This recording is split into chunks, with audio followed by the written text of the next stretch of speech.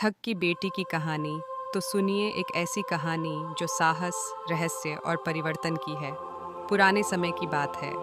एक घना जंगल था जहां सूरज की किरणें तक मुश्किल से पहुंच पाती थीं। उसी जंगल के बीचों बीच ठगों का गिरोह रहता था। उनके सरदार का नाम था कर्ण सिंह।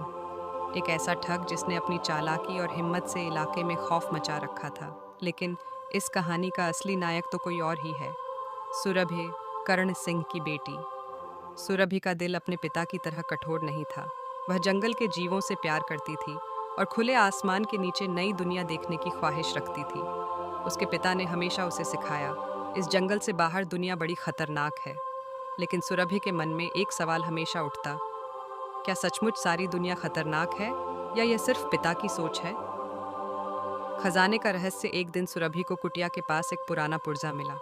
उस पर अजीब से निशान बने थे, जैसे किसी खजाने की ओर इशारा कर रहे हों।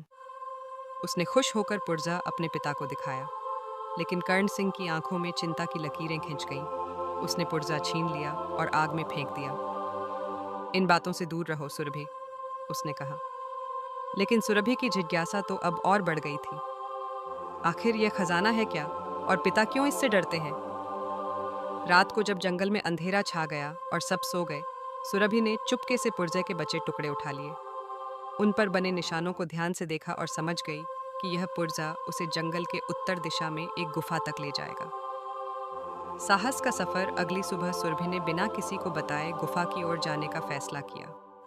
घने जंगल के रास्ते में पेड़ों की सरसराहट और जानवरों की आवाजें गूंज रही थीं, लेकिन सुरभि के कदम नहीं रुके।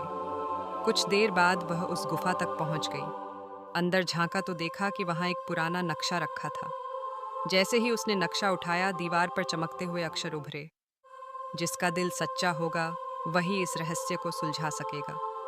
सुरभि ने ठान लिया कि वह इस रहस्य को सुलझाएगी। ठगों का हमला। लेकिन जब कर्ण सिंह को पता चला कि सुरभि गुफा की ओर गई है, तो उसके चेहरे पर चिंता की लकीरें गहरी हो गईं। वह गुफा खतरनाक है, उसने अपने लोगों से कहा। उधर सुरभि नक्शे के साथ आगे बढ़ रही थी। रास्ता उसे एक सुंदर झील तक ले गया। झील के बीच में एक सुनहरी मूर्ति थी, जिसके हाथों में चमकता हुआ रत्न जड़ा था। सुरभि समझ गई कि यही वह खजाना है। लेकिन तभी झाड़ियों से ठगों का गिरोह बाहर आ गया। उनके नेता ने गरजते हुए कहा, यह खजाना हमारी विरासत है, इसे कोई नहीं छू सकता। सुरभि ने साहस से जवाब दिया, विरासत वह होती है जो लोगों के भले के काम आए, न कि उनके विनाश के लिए। ठगों ने उस पर हमला करने की कोशिश की, लेकिन तभी कर्ण सिंह वहां आ पहुंचा। उसने अपनी तलवार निकाल ली और ठगों से कहा, अगर तुम इस खजाने को पाना चाहते हो तो पहले मुझे हराना होगा। अंतिम लड़ाई और जीत। ठगों ने हमला किया, लेकिन कर्ण सिंह और सुरभि ने मिलकर उन्हें परास्त कर दिया।